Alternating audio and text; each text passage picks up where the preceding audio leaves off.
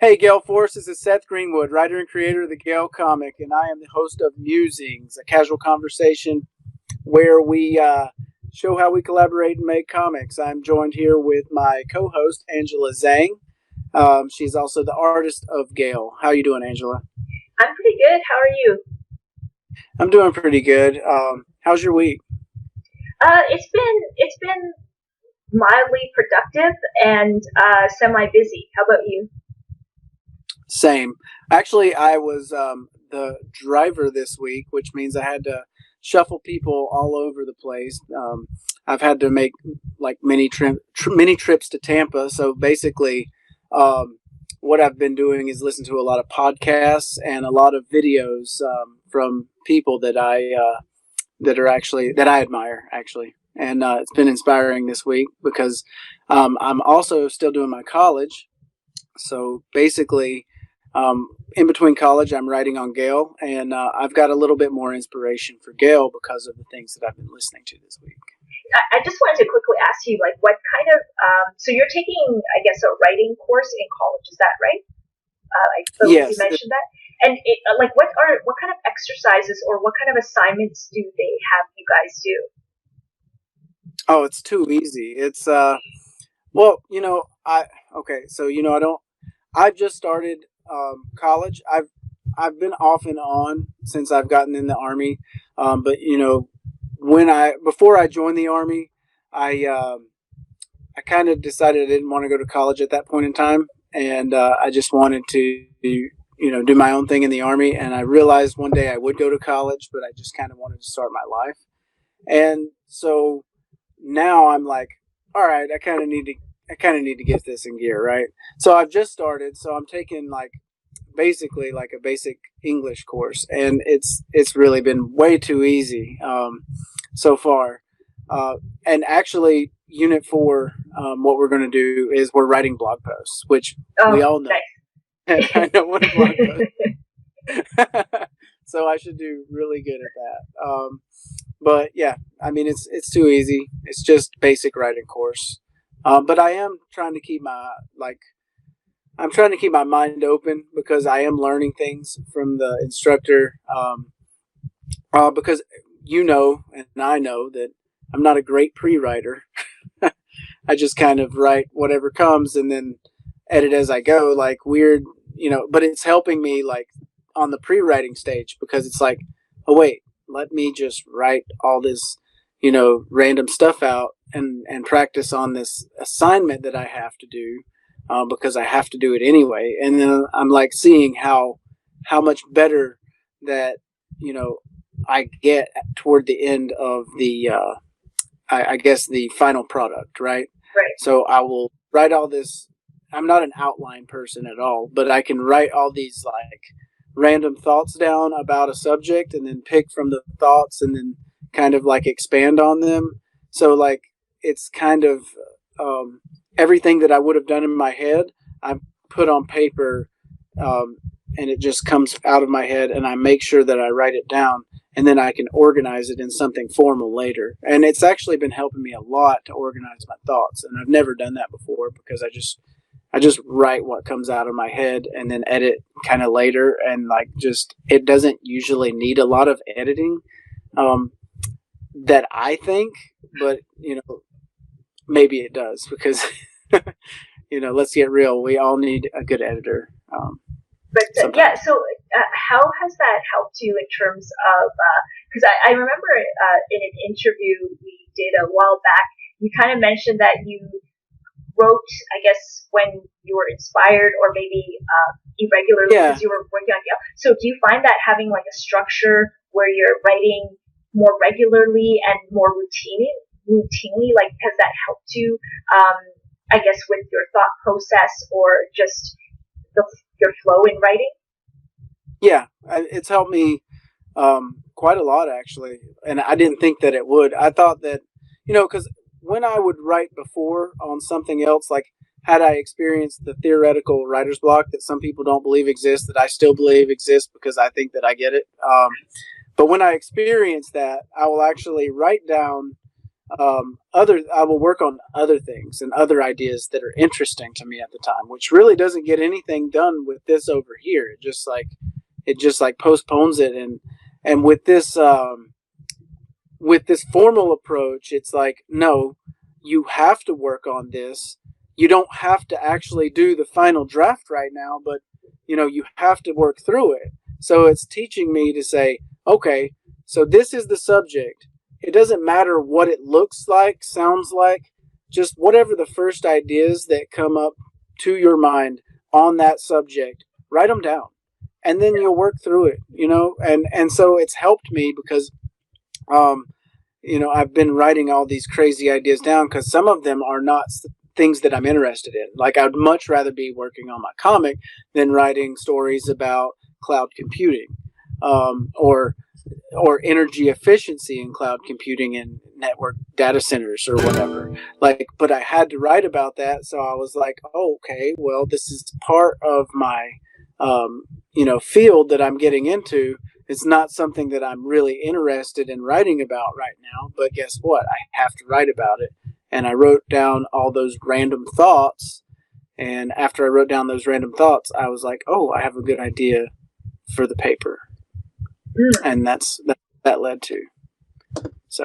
Yeah, and I think there's some parallels here with drawing as well, especially when you mention the first step in the process is just to get your thoughts down. It doesn't matter what those thoughts are, because I find that it's kind of like the writer's block is equivalent to an artist as like staring at the proverbial blank canvas, right? But whenever I start a project, I find even if I don't have a concrete vision, sometimes just getting something down, either like a line or maybe just a scribble or even a stick man sometimes, just something down. You have to. And especially with Gale, like I should show you my stick figure drawings for Gale sometimes. Because like sometimes I'm like, I have no idea what I'm going to do. I know you're good at, well, I haven't seen your stick figures yet, so, we're going to compare. We're going to compare artist stick figure versus writer's stick figure. There you go. I bet your stick figures are way better than mine. No, I'm serious. It's really like a scribble, like a blob with like lines for the body. But do they still have good Gale hair? No, they don't have any facial or hair features. That comes later because it's kind of like I just kind of sometimes I just want to scribble down some of these vague, like a very vague idea in your mind. And then then as you say, as you work through it, through these like editing processes and like coming back to it, the initial thing is just getting that scribble down, right? And then you can kind of form it later. Like sometimes I literally sometimes just put chicken scratch, and then somehow that kind of is scary. Well, as long as it's on the page, because that's what's so scary is. I mean, we covered it yesterday in the seminar. I didn't even say it, but I was thinking the same thing. It's like the scariest thing is at 11:59 when all your assignments are supposed to be turned in, and you're looking at a blank page, or a blank page with a blinking cursor. That's like the scariest thing because you know that at 12 midnight, all your assignments have to be turned in. And if you haven't done anything, like that's just the scariest thought. And I was thinking, I was like, well, I have that scary feeling every time I look at a blank page before I start a new script. It's like, I have ideas where everything's going to go. I have a beginning, middle, and end, but it's like there's those intricate details that actually is what makes Gale, right? It's actually what makes Gale. It's like when I'm looking at a blank script and, I can identify with that person that was in class because I know what I'm going to write on my next script, at least a little bit. I know a beginning, middle, and end, but I need it's all the little intricate details in Gale that make Gale what it is, right? And so when I'm looking at that blank screen, it's like I want to word this in a way where Angela's going to understand exactly what I'm trying to say. So like when I made the second issue of Gale and you had the explanation of the void. Like I wanted you to know exactly, you know, uh, what the environment was and who the people were, what they looked like, and those kind of things, and it was a very you actually got it like on the tee, right? But it Oh, took me a good. while to it took me a while to actually think of how I was going to write that. And a 10-foot moving truck, like why a 10-foot moving truck? But it just those are the things that come to my head, but sometimes they don't. Like, but I want to let it's like, well, a 10-foot moving truck is going to be different than a 20-foot moving truck. Like I want to make sure that I get those little details that are important to me, because they might mean something to me, they might not mean something to you, but eventually you might understand why they mean something to me. But I don't have to explain that. So Yeah, yeah, and I think it worked for that scene because I mean that was a scene when oh my god, I'm having a brain freeze moment on the character, um, the character that was orchestrating the transfer of the yeah. humans and the goat. What is the character's name? I'm sorry, I forgot it. Which one? The first one, the leader? The Italian one. Oh, Paul. Yeah, Paul yeah, yeah. Clark. Oh, Paul. Yes, I'm so sorry. I totally had a brain freeze. I Oh, haven't. We haven't actually that was like almost a year ago when I drew that character in that scene. But yeah, that scene where I understand why you had that truck, and so as opposed to say like the back of a car or like a van, just because there was a lot of things like in my interpretation there was a lot of things that he was delivering, but I think he also used that vehicle to hide what he was transporting as well, right? exactly. So yeah, so there's a good reason for that. Yeah, and people can read that on our webtoons to know what we're talking about. Yeah, exactly. Yeah, and so Seth, I also wanted to ask you because we were talking about this, before we started recording. You were talking about all the different podcasts and things that you were listening to, and one of them that really kind of struck that just caught my ear was you were listening to the Mindscape of Alan Moore. So do you want to maybe just tell us a bit about what that podcast or show is? Well, it's not really a podcast. It's basically kind of like a documentary, and what it does is it goes through and it's just Alan Moore kind of recalling how he got into comics, how he grew up, how he went from being in the school that he was in, and then trying to go to a school where there was a bunch of rich kids, and he was falling down. He was basically failing in school, and then eventually he had to be um, kicked out of school and go work, a blue collar job, and he said some very, I guess some very very you know detailed things about how they had fun in the yard and things like that when he was working there. Um, and it was really funny to just look at what he was and then what he became, and like he was going through his whole life, and then I guess what it was to do was to explain how he got where he was, and he was also going through and he was explaining his view of what the writer should do, right? And he says that the writer should write what people need, and what the audience needs. And he said if the audience knew what they needed, then they would be the writer or the artist themselves. He said the writer or the artist should write what they need. And also, he talks about how fiction is the lie, basically. And I know he kind of speaks on this in V for Vendetta as well a little bit. It's like, well, he doesn't really speak how fiction is a lie, but he talks about how lies are basically how we get fiction. I'm getting kind of lost here. Uh, shoot. So is he like, because I often hear like that, even though fiction is obviously a lie, it's not real, but I think Right. it holds like emotional truth, or it holds Right. some truth that's relevant to us as emotional human beings.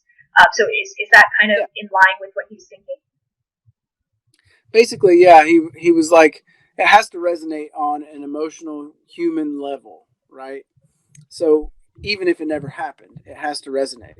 And I was just listening to his ideas on how, you know, the writer is basically the closest thing that we have to a modern day shaman, which means we can write things to affect consciousness, to um, help people understand things that they can be that they didn't think they could be, and then you know they could find things out about themselves to lead them to do things that they never thought possible, which is basically a type of magic. It's I don't want to say the word manipulation because you can use the word manipulation because that's exactly what it is with advertising companies, right? And Mm, so he speaks on advertising companies as well. He's like, well, you have the writers that are that are it's their sole mission to help people, find something out about themselves or about life or to wake them up in some way. Trying to avoid saying woke, but like to wake someone up, right? To have them, you know, um, understand something new, and something that they didn't understand before, right? So really, where your definition was like magic is, you kind of define magic as something of the unknown, right? Well, I think that well, I in didn't his define it. That was just a definition that I heard that oh, made okay, sense. Yeah, yeah. yeah. But go So ahead. if you say it like that, if you say magic as being being anything that's unknown, it's like, well, then his definition of magic is trying to get you toward the point of finding out the unknown, which means does magic go away after that? And he, in his opinion, it only actually leads to, in his vision of magic, it only leads to more magic. But he Okay. just thinks that writing is magic in general, right? Because um, all that magic is using your words to change consciousness, which is to change your reality, because all your reality is your perceptions of, your perceptions of what reality is, which is your consciousness. And Right. so that's what he's talking about there. Yeah. Right. And you kind of, and I think when you articulate, I guess, what is in your, what is in your consciousness, right, through words, through like communication, it's like kind of giving a certain, you're giving uh, a degree of like materialness, for lack of a better word, to I guess like thoughts, which are I guess less intangible, if that makes sense, right? It's kind of making, Right. Right. yeah, yeah, it's making kind of like this voice or imagination or things in your head, I guess, more real when you kind of speak it into existence, if you will. I think when we were talking, Yeah. that's how I understood what he meant by the writer as I guess, as a magician, or what did he say, like a sorcerer or something like that? Right. A shaman. So A shaman, basically, yeah. what you yeah. So basically, what you're doing is, so he used this example. He was like, well, if you look back, a magician could make someone's hand lay funny or make them lame. That's what he said, basically, like make their hands lay funny or put a curse on them or something like that. But really, if you were a bard, you could write a satire and you could ruin someone with a satire. And if you could be clever enough, you could ruin someone in the eyes of their family. And if it was well written and it was clever, and it lasted through the ages, you could ruin that person in the eyes of people for a very, very long time, and people would be laughing at you until you were dead, or no, not well, not until you were dead, but long after you're dead. So that was his definition of basically what a curse is. A curse is a satire. Yeah, because if you think about it, it's like the stories that we tell each other about each other outlives, has this potential of outliving the person, and that's what makes, I guess, words so powerful. But that's Yeah. really interesting. Yeah. Someone told me one time that I concentrate or I like words too much. And I was like, what does that even mean? Like, I still don't know what that means. I do like words because I think that words are very important. We concentrate every day, whether we know it or not, about all the words that we say. What are the right words to say in what situation? What is going to get my point across, but not necessarily just what's going to get my point across, but what's going to make that person understand me. And we have to use certain language around different people. I can't use the same language around my subordinates as I can the people above me. And I can't use the same language around one subordinate as I can another subordinate, right? Because everyone's different. So I have to. It's not treating everybody different, but it's talking to people in a different way to where they can understand you. So you have to know good communication skills, which I'm working on. But you have to know good communication skills to actually get your point across, which brings back to the whole point of being able to speak to an audience and knowing who your audience is and being able to give the audience what they need. And that's why you should practice being a great writer, because being a great writer is not necessarily you're going to go into a career and be a writer, but even as a leader or even as a professional, um, in some kind of company or business, you're going to have to be a great writer as well, because you're going to have to be a great speaker, or not necessarily a great speaker, but a great communicator. Yeah. And Yeah. so all of us are writers. Not all of us write all the time, but when we communicate, that's the same thing as the word that we're talking about. I'm a horrible public speaker. I like to write things down. I think you can agree, Angela, that when I write things down, I'm way more on task than when I'm actually talking, and speaking my mind, because I don't know where my mind's going to go. But I think, one thing, like, when we started this podcast, Musings, I think that, this is our 5th episode now, and this is our 6th week because one of our episodes ran for 2 weeks.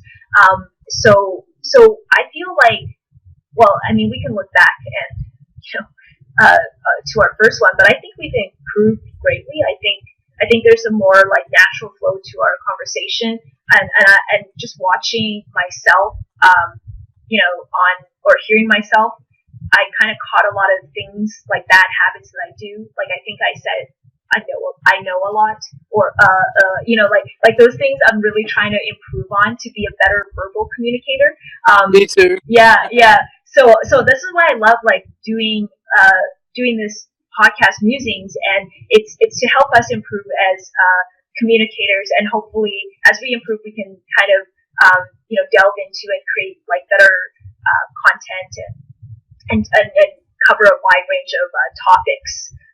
But I think first is just kind of honing those basic communication skills and catching myself when I'm doing really awkward things and trying not to do them again. So yeah, and it's the same for anything. It's like any skill, like whether it's like writing or drawing, you do have to go through this beginner phase where you're making a lot of mistakes, and that's how you learn and get better. So don't be afraid to start anything. Just do it. Put it out there. Yeah.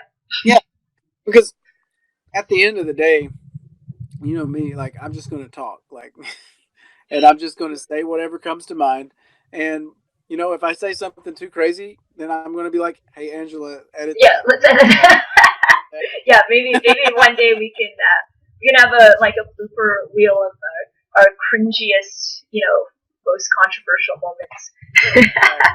Well, but yeah, I've been following a YouTuber, and yeah. and she's like, she defined a podcast because she's a YouTuber that is basically like commentary YouTube, right? And Okay.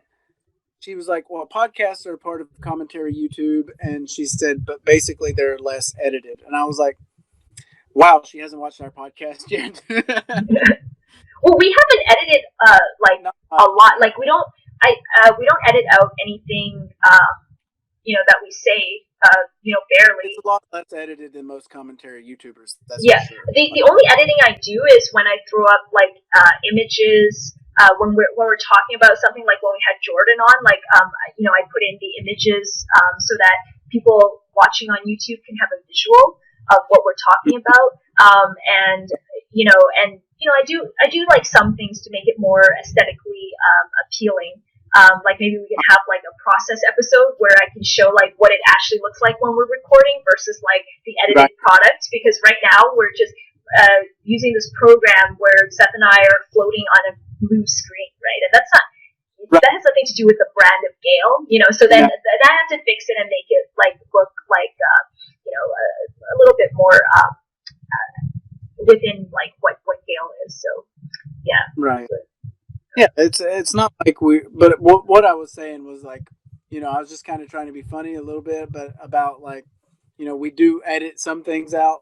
But she's right though. A podcast is something like we're just putting this out because this is not commentary YouTube or like material where we're just like trying to get everything perfect. We're actually our idea was to come together to make this podcast to be like, okay, this is us, this is how we basically communicate and collaborate with each other normally. The Yep. only difference is we're involving everyone else that wants to tune in and then work through things. So we would have talked about, and we have been talking about a little bit even before we started recording. We would have talked about me listening to the Mindscape of Alan Moore, and we would be talking about me um, recommending Angela watching the Mindscape of Alan Moore, so she kind of understands it because um, at first glance, Alan Moore, when he starts speaking about being a magician, or I joked around when at first when I was on Twitter, like I was a bardic mage apprentice because, well, let's let's get real. Like it would be really pretentious of me to call myself a bardic mage already. But I was like, well, if I say I'm an apprentice, well, that's just a little bit of a Yeah, you're in the I wanted to making. be, Yeah, yeah. yeah, So I joked around with that, but I was like, I really believe it. Like I don't believe like magic is this, we can write about magic as this, spooky thing that people do to like, make people like, turn people into frogs or things like that. But I mean, in reality, if we were to have something magical, it would be our voice that would be able to. I mean, if you think of Seraphine, right? She has this voice where obviously she's not a great person, but she's got this voice that like just commands people to follow her, which is dangerous, right? And then you've got some people, which they have this voice to unlock someone's mind, and they'll follow this person, but this person still makes them feel free, you know, mm-hmm. and doesn't make them feel like a prisoner. Whereas the other person mutes their their feelings about anything, right? Or puts them on drugs, or like manipulates them. Like that's what the voice does. That's what the words do, and that is, in my definition, that is magic. So it's not kooky, like like you would think Alan Moore would be. It actually relates to like the Jungian, um, you know, uh, the Jungian philosophy of, and I don't know if I'm saying that right because I can't speak. The Jungian, all right, As in Carl collective, Jung. yeah, as in Carl Jung. He had the collective unconscious, right? So if we stop talking about all that mumbo jumbo about magic nonsense and start talking about philosophers, which people actually kind of respect I mean, a little bit more than people that talk about magic. Um, then we have the collective unconscious, which creates these archetypes, which says, yes, we have this consciousness, and yes, we have our own subconscious minds. And then we have this whole collective unconscious that we're just not awake to yet, that we, or when we experience it, we don't ever really understand it. But, you have the mother, the trickster, things like that. All of these archetypes that when we see them in literature, and I'm not even, we can talk about like all the religious the books that we have, like the Quran or the Bible, or anything in like Greek mythology. Like, we can talk about that, or we can talk about the literature that we have now. Any kind of movie that kind of touches us, they all have these plot points, right? And they all have these like archetypes, and we all like resonate with them. We all relate to them, and it's like it's always been the biggest compliment to me when someone says that, "Hey, I really relate to your character." And like when you finally said that you related to Gale, I was kind of comforted in a way, because I understand that Gale is a hard character, but it's like when you finally understood exactly kind of who he was, because he was hard to relate to, but then you understood, as you read the story, it was kind of a compliment to me, because I look at it like this: if one person can relate to a character, I know there's someone else out there that can relate to a character, because we're not really wired all that differently deep down inside. So someone's going to relate to Gale's character. There's going to be archetypes in Gale that I don't even realize that I'm writing, because it's coming from something deep down. And that's the kind of thing that I'm trying to say. Like, it's not that's how it relates to kind of what Alan Moore is. It's like everybody is has got the same structure deep down inside, and it's his idea of the idea space, where we have the material realm, like you were speaking of earlier, right?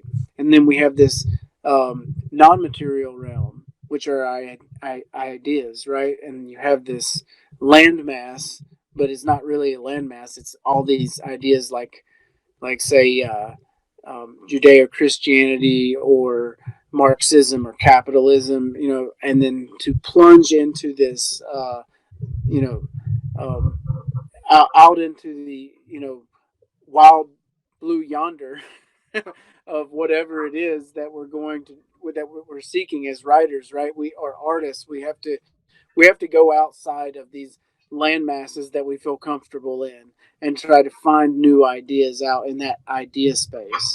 Um, and so that it's just another philosophy. When people hear about him being a magician, or being into magic or something like that, they're not they're not really listening to him. It's just another philosophy, really, like Carl Jung. Well, I really like your interpretation of that, because I think, I mean, we've talked about Alan Moore many times, and his stories and the direction that he took comics, and how he made comics really for adults, and he really matured them in a way. Is very admirable, and he's this very influential, prominent figure. But I think where I kind of lose or digress from his worldview was when I heard or saw him, I guess, talk about magic, and I'm just like, okay, this is a little bit like woo woo for me, and it's a little strange and peculiar. But now that I hear your interpretation of what he's actually trying to say, what he means when he says like magic, and the depth that he's actually bringing to that discussion, it's that makes me want to kind of delve more into into Alan Moore's philosophy, and watch like the Mindscapes series, or documentary film. Is it a series, or is it just one film? Or Hey, you just kind of went out there. So I was trying to figure out what you were saying, but you were breaking up. Oh, okay. I guess my I guess I was trying to say that your interpretation of Alan's Moore use or conception of magic really interested me, or it really intrigued me. Can you not hear me? Hold on a minute. videos while I'm doing this because it totally screws up the whole system. I'm sorry. Okay. Sorry, we'll just cut that part out. Can you hear me better now? Yes, no. Nope. No, wait, you're clear now. Okay. So, okay. All right. Yeah.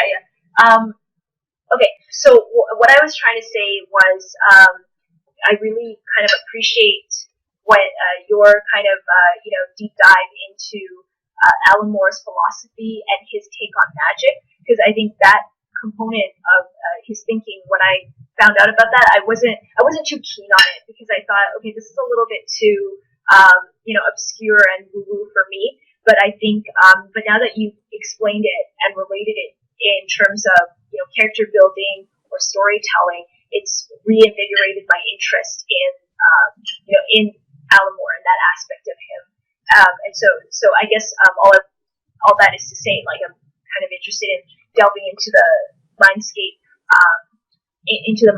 like documentary that he did.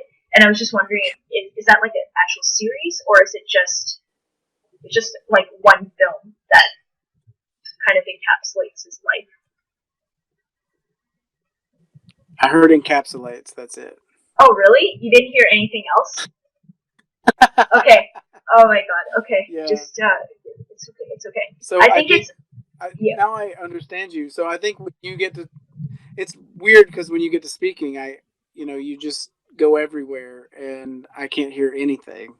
Okay. And then as soon as you're like, "Oh, you can't hear me," I'm like, "Well, I heard that perfectly." Oh my god. Okay. Yeah, I'm not sure what's going on. It's just like technology is refusing to cooperate. But yeah, did you am I still breaking up right now? Well, not right now at this moment. Okay, so what I got from you is that you appreciate everything about Alan Moore, and like as far as his explanation of or my explanation of what I told you he believed about you know um, the practicality of his definition of magic, basically, right? Yeah, exactly. Yeah, and really, I understand, like, he can go a little bit too far with it because of his practices. Remember, like I was saying, like we all have these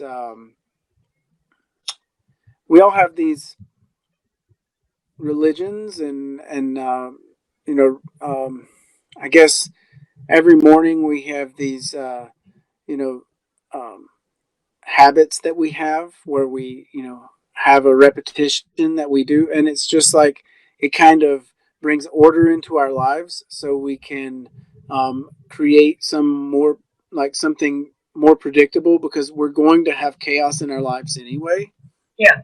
So I feel like he kind of goes a little bit far with his belief with the tarot cards and like all this. I don't believe in all the. I don't believe in astrology, or I don't really know exactly what he follows. I know he looks at the tarot cards. I don't know exactly how he believes in them. It seems kooky to some people when they don't understand things, right? Once you understand why he does those things, maybe because once you understand his definition or his explanation of what he thinks magic is, it kind of brings it to more like, instead of more magic that we normally think of, the kind of magic that he speaks of is more like a philosophy and more like an explanation of why the word is so influential, and why it kind of explains magic in a way to where it's not as like out there as we thought it was, like turning people into frogs, right? Yeah. We're not turning people into frogs, but we can definitely make people believe that they are frogs. I mean, if we are powerful enough and repetitive enough in that words, right? I mean, we've had people that have led groups of people, that thought that they were going to, take their own lives and fly on a comet, out into heaven. And we've had people that thought absolutely believed that. And that's why they took their own lives. That's dangerous, right? So it's like, no, maybe we can't really turn somebody into a frog, but if somebody believes they're a frog, what's the difference, like in that person's mind? So Yeah, like if it's yeah. you see what I mean? Yeah, and I think actually I kind of wanted to bridge this with something I've been thinking about just now. It's just the importance of the voice, right? The voice as making material, these immaterial thoughts, or in that like the imaginary, the intangible, ideas that we have. It's one way to make it material. It's the first step in actually making our fantasies or our ideals into reality, right? And it can, and used, but in the hands of wrong people, this can be very dangerous, Therapy. right? Yeah. And like the character, which people will see, in Seraphine, and I think, but it could also be used, for good as well, right? You can kind of rally people. It just depends on your attention, and then we can have this discussion about just human nature, and can anyone with so much power it is does ultimately, like, is it true that ultimately power corrupts, and this powerful instrument that we are, that most of us have, the voice. It's really interesting because I think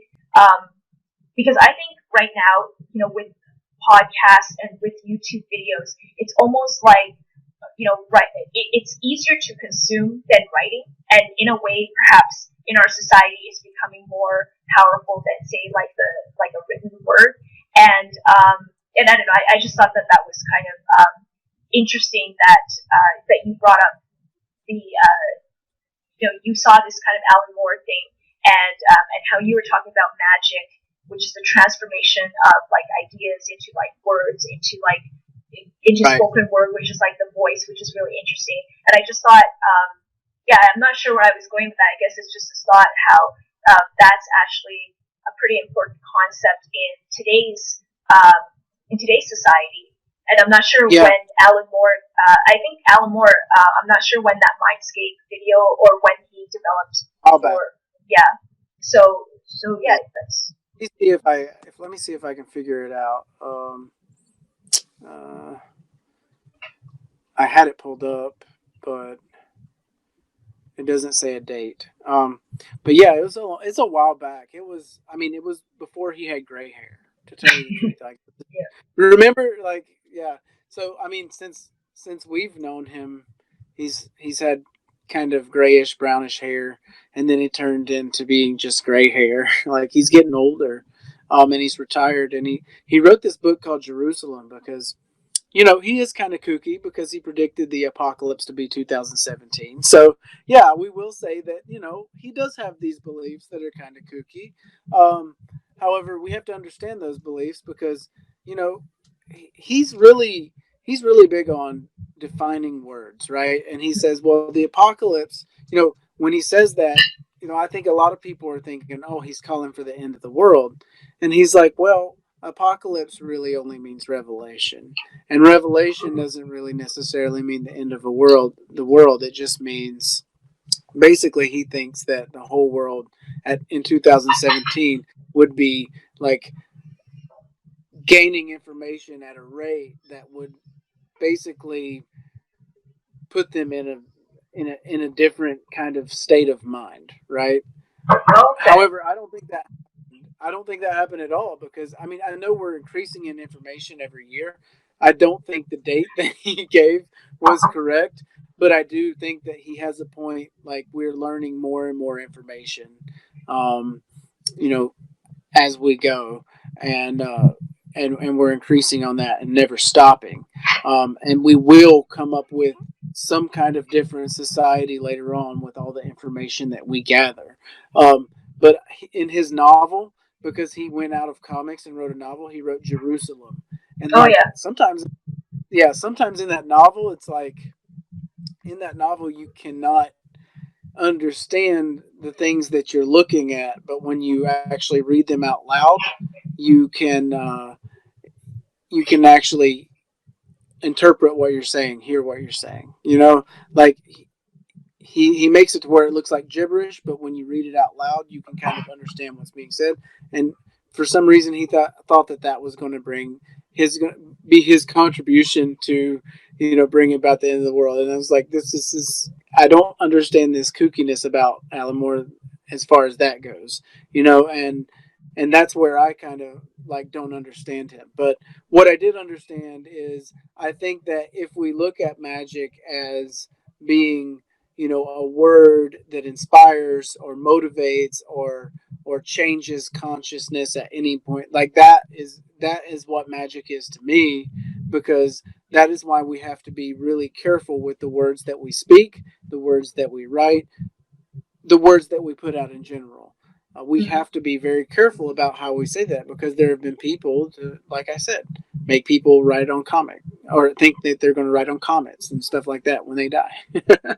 So to heaven, and like that was completely untrue. And they all bought Nike shoes, and like I guess I don't know where those Nike shoes are now. I guess they got put into a thrift store or something like that. But why buy fresh pair of Nike shoes when you're just going to take your life and write a comet to heaven? And so it's like we can make people believe that they've got to buy nice shoes before they die, and they've got to whatever they need to do to commit suicide, where like drink this Kool-Aid or things like that, and then we can convince people to do that, and that is really powerful. Yeah, it's not powerful in a good way. Well, I like what you said about like owning the responsibility of your words, right? We need to kind of be responsible for that, particularly now, particularly like. But I also think on the flip side of that too is we also need to kind of learn how to assess all the information and the words that are thrown at us, which at a very rapid rate, right? Either through like a tweet or or through blogs on YouTube. We're constantly getting information thrown for us, and I think the problem is, yes, be responsible for your own words, but I also think we are facing this problem where it's just that everything is important in a sense, like because we're constantly bombarded by memes and pieces of information and and just crazy information, and I think it's learning how to assess and prioritize what is important and what is I guess true, and what's fact and what is made up, and trying to kind of figure out like what is the intent of this information. Is it to manipulate us, or is it to kind of educate us and let us know? And I think our priority meter, all of our priority meters are being exhausted by this constant distraction of information. Because if we get the predictable all the time, it gets old. We can't get new information, so then we won't get new inspiration. Yeah, right? you become complacent, and I felt like that because I realized for most of like the last 2 or 3 years, I've just been kind of living my life behind a computer screen, right? And and so I actually started biking again like in August, like the summer, and I haven't biked previous to this for like 16 years or something, right? I actually kind of forgot how to bike. And at first, it's like when I got on the bike, I was just like this so skittish, and I was terrified, and I didn't even like want to move an inch because I'm like, oh my god! And then over like a 2-week period, I don't know why we got like suddenly it's like, okay, like I want to do this. I'm afraid of this, but I also want to push myself because I think it's important to gradually like do things that you're afraid of. It's not like highly risky, you know what I mean? Like you do need, if there is a risk because it's dangerous if you road bike or whatnot, but it's still like obtainable. It's not like a stupid risk. It's something that challenges you physically and mentally too, because when you're on that bike and you're on the road or there's a lot of pedestrians and dogs and stuff, you have to kind of navigate through that, and it totally, like, I'm totally into it because I'm like, wow, this is a completely new experience that I haven't had for a long time. And so the reason why we're doing this bike road trip is to it's a challenge, right? It's a challenge that kind of gets you out of your rut or your routine, and so you know what I mean. And then you develop as a person, right? You acquire experiences and things like that. Yeah. So yeah, I love it. Yeah. And that's when I was in Korea. I biked all the way from the north, all the way from Camp Casey to Seoul. It was 50 miles there and 50 miles back, but we did it so many times, and it was a good bike ride, but it was pretty far, to just spend a day in Seoul and have to get up early and ride your bike to Seoul, because it's like you could have took the train and it would have been like an hour or so, but it's like, no, we decided to take our bikes, and like we were riding right next to the river the whole time, and like going up and down hills, and like, I mean, I had speedometer on my bike, and I was like, well, I wasn't trying to reach too high speeds all the time, but it's like, I think I hit like 40 going down a hill one time, and I was like, I was like, I was like, wow, I was like, I never want to go, and I know people probably go faster than that. Yeah. I don't know if they do or not, but I mean, it's like, I know that professional bikers probably go faster than 40 miles per hour, but like experiencing 40 miles per hour on a bike, well, what my speedometer said, I was like, no, I never want to do that again. I was so scared.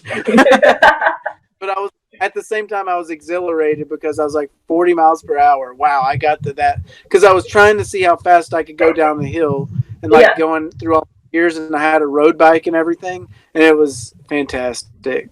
But it scared the crap out of me. But do you find that like fear, like what you fear more is the anticipation of something that's going to happen, rather than, because I'm sure once you went down that hill, it's just like, whoa, like you were probably like, wee, that was like fun, right?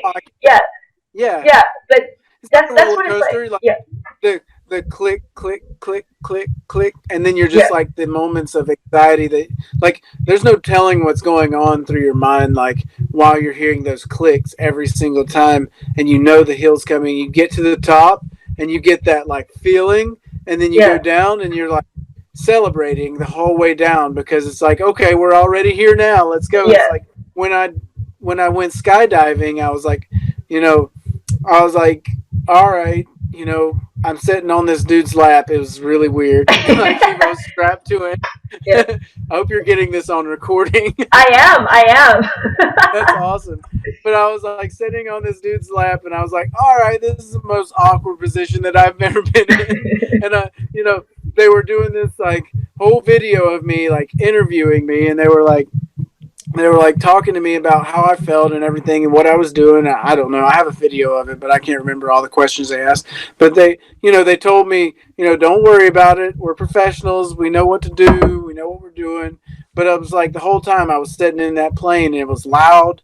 There was the door open, and I saw it, and I saw people jumping out of it. And I was like, those people were just like falling out of the plane. It's like, and this is going to be me here in a second. I was like, what am I doing? And then he was like, all right, let's go. And I was like, what? I was like, okay. Well, it's always been in my nature to be like, okay, well, I know this is coming. Like, I'm deathly afraid of heights. Oh, are you? Oh, wow. Yeah, me too. That's like my number one fear.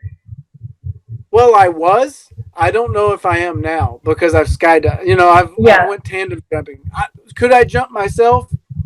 That would be interesting. I want to know, because I'm not airborne or anything, But like, could I jump myself? That would be interesting. And I think I could.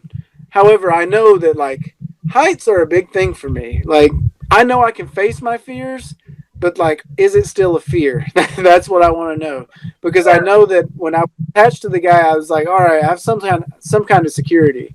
But it was a really weird position. Like, they were recording me, interviewing me, and he was doing like, when I watched the video, it was weird, because he was doing like these things, like, because where he was getting me ready and everything. And then behind the scenes, like when I watched the video, I saw him going like, and he was like pointing like this, and he was like, and I was like, if I would have saw him do that, I would have been like, heck no. I would not have been able to even go. But like, I didn't see what he was doing behind me, so he was acting like there was something wrong with the rigging of it or whatever. So, but anyway, we got up to it, and he said, okay, this is what I need you to do if you want to survive. Well, I want to survive. So what do? Everything he tells me to do. He's like, I'm going to count to like the count of 3. And we're going to lean out once. We're going to lean out twice. And on the count of 3, I want you to go ahead and jump with me and arch your body. Because if you don't arch your body, you're probably going to help me tumble. And if you help me tumble, then it's going to be harder to pull the chute. And we're probably going to, So I was like, okay, I'm going to do everything you tell me to do because I want to live through this and actually enjoy it. So as soon as we did that third, I just arched my body out completely, almost as what he did, right? And we were just flying through the air. And that's amazing. the guy, okay, so we jumped out of the airplane. The guy that came down, he came down like this, and then he stopped like this with his GoPro, and we were falling through the air, and he was doing that, and I was doing this kind of thing, and the other guy was doing that, right? And then all of a sudden he was he went like this. So they briefed me before. They were like, okay, when he goes like this, he shows his feet, he's on his back like that, filming you. He's touch his foot, right? And then he's gonna dive down, right? So he went back like that, and I touched his foot, and as soon as I touched his foot, he just dived down, and then we pulled our chute. So he went down, and it looked like he just shot down to the ground, but then he pulled his chute at a lower elevation, and then he ended up getting down so he could videotape me landing, and I was like, this was the most awesome experience that I've ever had. So that's wow.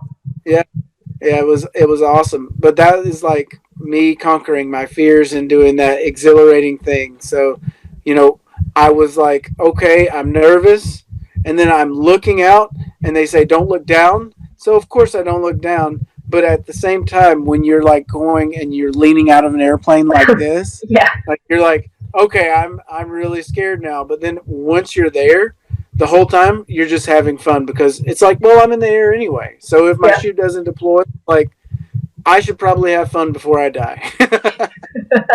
So it's you're not even thinking about it. You're just in the moment.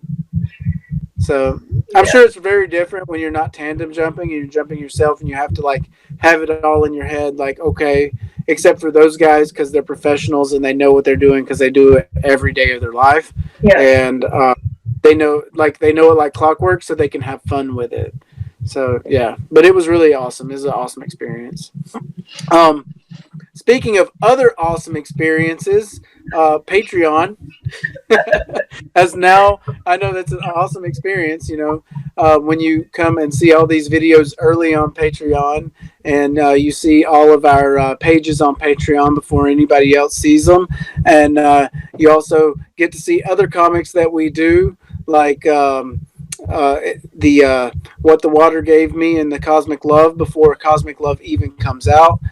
So Patreon is a huge thing that helps us make the money that we need to actually make the comics that we need to produce. So we've been talking about that here lately, and we've been talking about turning it into a monthly model. And now Patreon is a monthly model.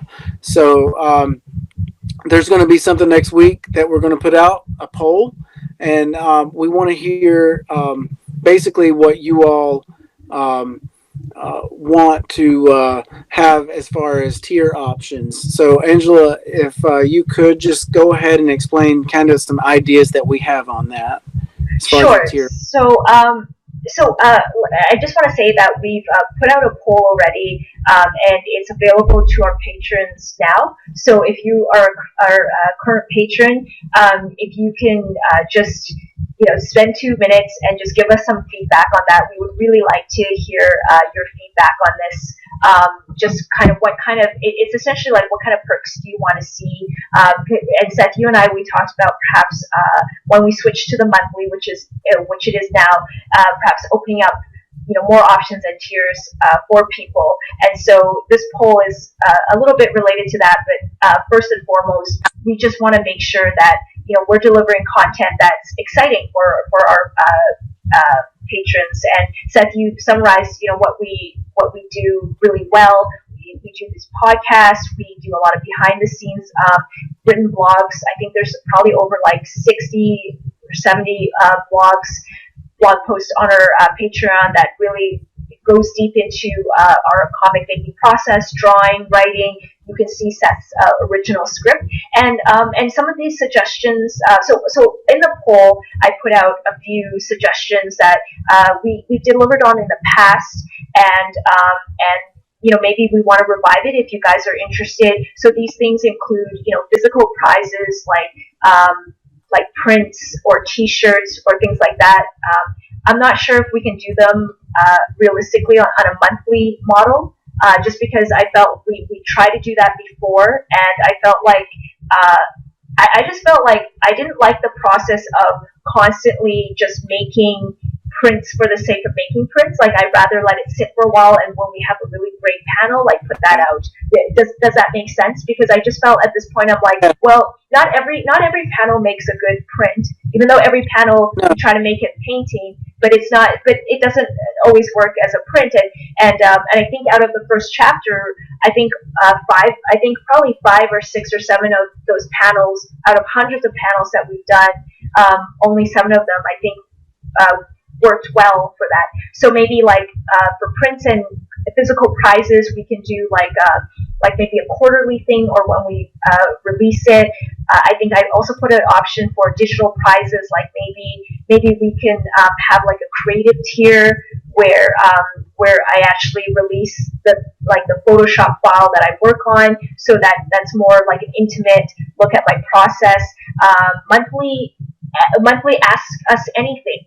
So Q&As and ask us anything. Maybe it's a Patreon exclusive. You ask us questions, or you suggest topics that you want us to cover. And we'll do that on the podcast for you, as well as give you a shout out. And what else did I have on there? I think I had maybe you want us to do comic reviews and like recommendations. So yeah, so those are like the suggestions that kind of that Seth and I talked about, and that I put out there on the current poll. But and if you're there's also an option if you're happy with the way things are and you're just there to support, and the prizes and perks don't matter as much. Also that's important to let us know. And also there's the final option, which is like, okay, maybe you want something that we haven't mentioned or thought about. So if that's the case, please comment either in this YouTube video below, or reach out to us on our Patreon when the poll goes public. And I think it's really, we would really love to hear from you, from our current patrons, because we want to prioritize that first, and also from our audience, who may or may not, become patrons, but just to kind of get a sense of what do people, get excited about, because we want to kind of deliver more on that.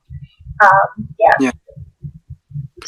So speaking of our current patrons, I just wanted to go ahead and thank everybody here recently who has been tremendous in helping us do what we're doing today. First of all, I'm going to talk about Carly, because I don't know Carly from Adam, and I don't think you know Carly from Adam. We've never met her in our whole entire lives, right? And she's just this person that, kind of like me and you, we've met online, and she's been really super supportive of all of our work. She's been sharing it, and she's been excited to see us succeed, and she doesn't even really know exactly who we are, because she believes in the product of Gale. Not even Gale as a product, but Gale as just what it is. It's just our creation, and I really believe that we should give her a shout out, because she's been on my mind a lot lately, with everything that she's been sharing from our Facebook, and just the words of encouragement when I've been talking to her in messages and things like that. Chad Hardy, hey, I know you're doing your thing, man. Like, I know you're over there, and you're basically out of town right now. You're doing your own thing, but you, I don't think I've ever had somebody to support me as much as you have, because you came with the big guns at first, and I thought that you had mistaken what Patreon was. I was like, but but you went on for a couple of months, maybe even more, like with those big, with those big paychecks to us, and we really appreciate that. And I'm glad to still have you as a patron today. That's awesome, and you've definitely kept supporting us this far. Another thing is and the reason why I'm reading off all of these is because I know most of these people and I've associated with most of them. But I know Angela is very very, very thankful for everything as well. And I will let her read the name after this one because I'm actually want to talk about my father-in-law. He has asked me. We run together all the time when we're together. I don't think there's a time that we talk when we're not running. If we're not running and talking, we're probably drinking wine or drinking beer and talking, but that we're always doing something else while we're talking. But anyway, my father-in-law has been so supportive of this. I don't think he quite understands everything that we're doing, but he knows that what I have is a passion, and he knows that I'm capable of doing what we're doing right now, and I really appreciate his support. But you know what, Angela? I know there's somebody that you really want to thank because you have a big history with them, and I know now I've just started, talking to them and meeting them and getting to know them. But I'll let you go ahead and thank the next person. Okay. Well, yes, and so Jordan Kyrian, we want to thank you. And as you guys know, Jordan's been on our show. He's also the letterer of Gale.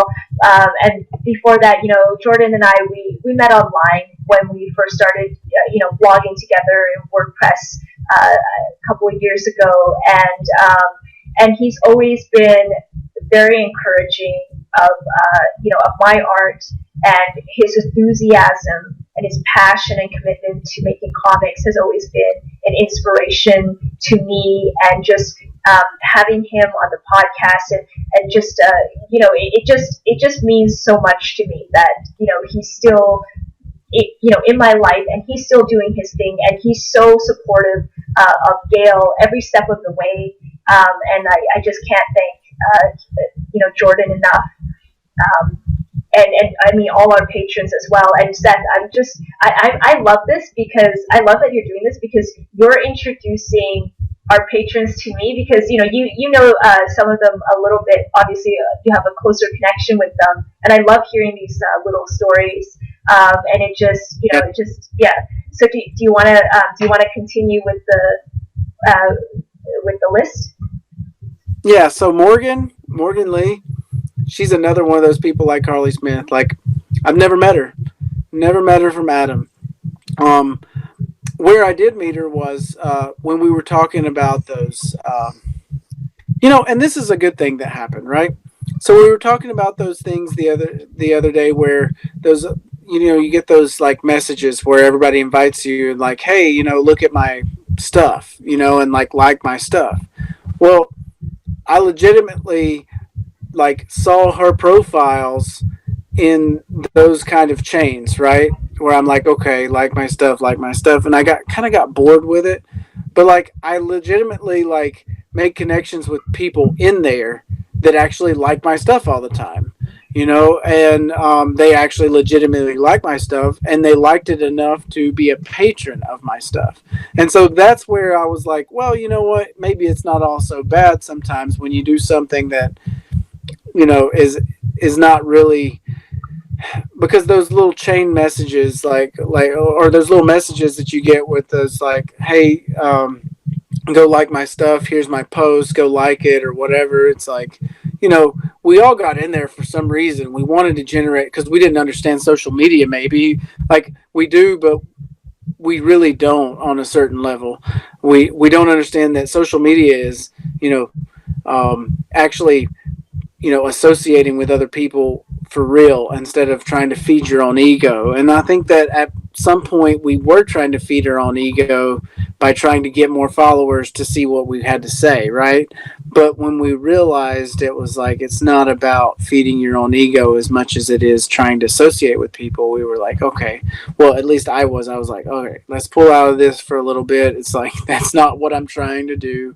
I'm trying to actually make comics, and I'm trying to make them for people, and be passionate about it, and like put something out there that I want to do. And so Morgan Lee was somebody I found in one of those message groups, and like she actually she's actually trying to do like personal training and things like that, and she actually likes, and she was trying to do acting at one point in time. So she came and she saw Gale, and like she's been so supportive. Like every time I post something for Gale, she like likes it all the time, and she's actually put her money out there and to support Gale. So like I know that was a long explanation, but it's a weird place where I met her, and but at the same time it's like we both understand, like we both like each other's content like legitimately, instead of just liking it to like it. I mean, obviously she's given me money, so I mean obviously she I likes think it. Morgan and I, we follow each other like on my personal Yeah, account, and yeah, I like her stuff. I see it on Instagram all the time. I like her content. I think she's motivating. Like I think Yeah, that yeah, she's really into health and fitness, which I used to be, and I go through phases, and yeah, and sometimes it motivates me, and yeah. sometimes it's like Oh no, you feel yeah, kind of guilty. It's like maybe I should get off my butt yeah, and do something. Yeah, exactly. So right now, I feel like I should get off my butt and do something, but I really like her content, and it's really great. And if any of you aren't following Morgan Lee out there, just go ahead and give her a little bit of love. Um, the next one is Nick Gilchrist. I served with him in my first unit, and when we went on our first deployment. And this guy, I had no clue would ever support me. I did know that we were pretty close, but it was we hadn't talked in years, and I'd been I was already in my third unit, and he was my first unit. By the time that I just noticed that he supported, and he's a philosopher tier, right? mm-hmm. Is he in the Most of philosopher these tier? people are. Yeah, most of these people are. Yeah. So most of these people are in the philosopher tier, and it's like Nick Gilchrist like gives us at the philosopher tier, like he gives us um, I don't know, it's weird because I go so long, and that's how that when you're in the army like me, that you have this brotherhood with people, that like this connection with people that's going to last a lifetime. It's like you don't go you go without seeing each other for years, and then all of a sudden you're doing something. It's like those people. You don't remember that those people are going to do anything for you, and then they do, and then you're like that. It actually works.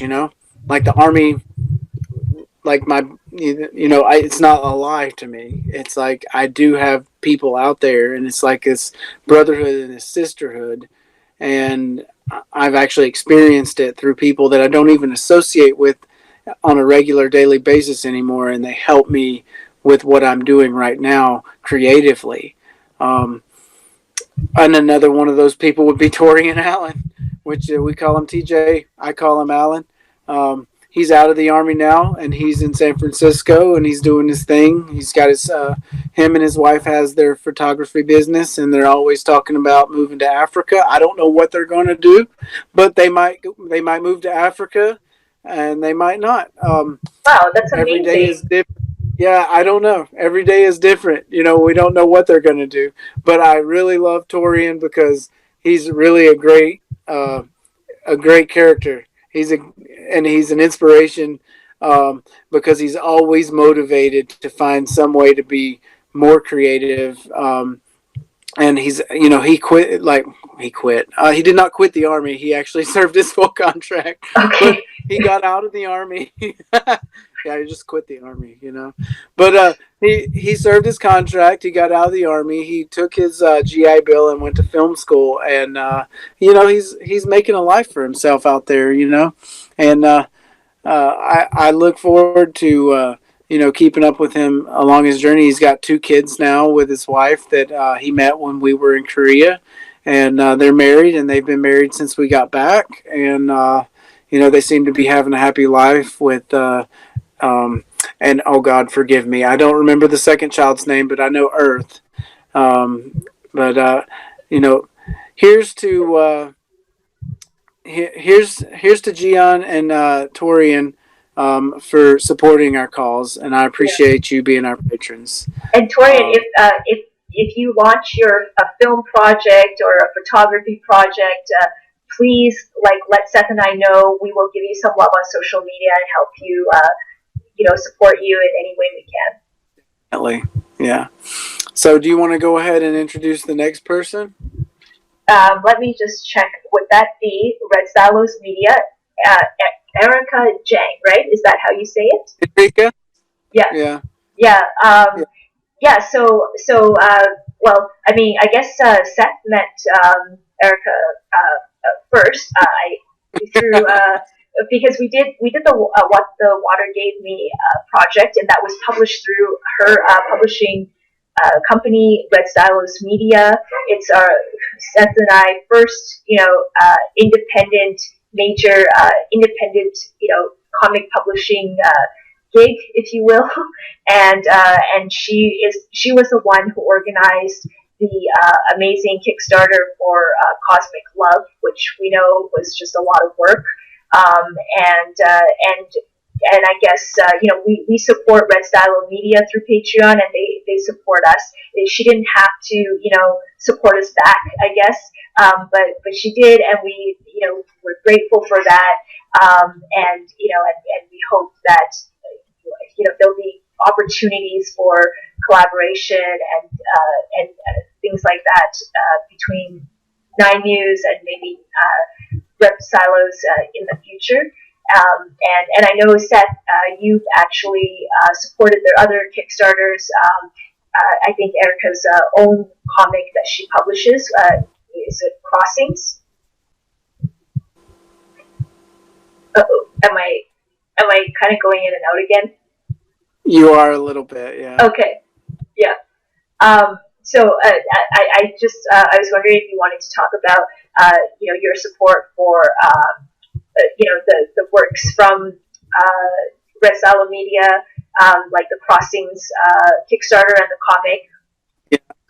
So I didn't know what Restilla was until Jenny Wood came up and offered us this chance to be a part of something that was actually really very special for us. It was our first time in print. It was our first time meeting some of these people that Mario Calendaria, if I'm saying that right. I butcher names. And Rachel Persephone Kilberry, and all these people that I just love to follow right now, and they're so great. They're great artists. They're great writers. Mario's a great writer. Um, Adam Ferris, he's a great artist, and Rachel's a great artist. Everybody that Red Stillo touches, they're either somebody that's either been in the business for a while or somebody that's coming up. And I think that it's crazy that all of their stuff has people like that have done big stuff and done nothing like us, and just brought them all together and put them all in one book. Because Yeah. Vita, they're doing their thing with all of their comics, and and then you got people like us who have not even been in print yet, which now we are because of Red Stillo, and like we could never be thankful enough for that. Like, Yeah. they didn't even have to support our Patreon, and we would have been so thankful for that. Like, so you support us so much, and I appreciate the opportunities, and I look for new opportunities. And if you ever need anything else, if you want help with writing another um, um, another anthology, I won't promise Angela's art, but I will promise you a script for a short because Angela's very busy with Gale, and like I'm not going to speak for Angela because she gets busy sometimes, but I will promise you a script for another anthology, whatever you need. And then if you want some more art, you got to go to Angela. Well, But I no, really yeah, appreciate everything. Yeah.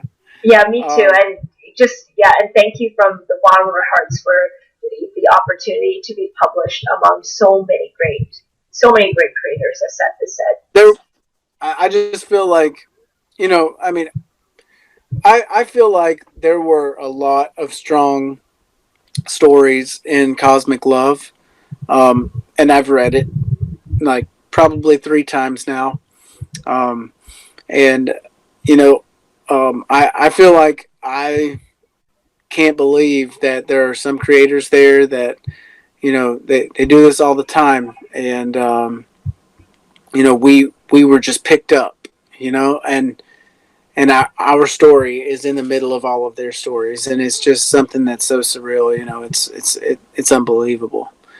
Yeah, um but yeah, like, can't thank Red Stillo enough. Like, it goes without saying, like, they support us and we support them. Like, they've published us. I know we're publishing ourselves and that's the main goal, but it's those people along the way that kind of help you get noticed. And Enrica, Red Stillo, and everything like that. Um, you guys are the ones that actually have helped us out a lot. Um, and then the last person I want to mention, who is a new patron of ours, that I wasn't even expecting because I haven't spoken with him like in person. Like, I actually remember, and I don't know if he remembers this or not, but it was after, like, I think that the last time he probably remembers us talking was in high school, but I was actually working a construction job in downtown Winston-Salem, North Carolina. And I met him in downtown Winston-Salem and spoke to him for probably all of like 5 minutes. And it had been like maybe 2 years after high school. But since then, I haven't seen him. He's been in Seattle. He's been in California. He's been back to North Carolina. He's dealt with a lot of, I mean, both of his parents, you know, you know, he's been through a lot of troubles right now. I mean, both of his parents have passed away, and you know, I've tried to, as I can't be there for him, um, but he was a really good friend of mine in high school, and like, to see that online, I see that, and I've tried to, as much as you can be there for someone online. I've tried to, to show my support for him. Um, but I know that he's been through a lot here lately, and I know that he's been growing a lot here lately.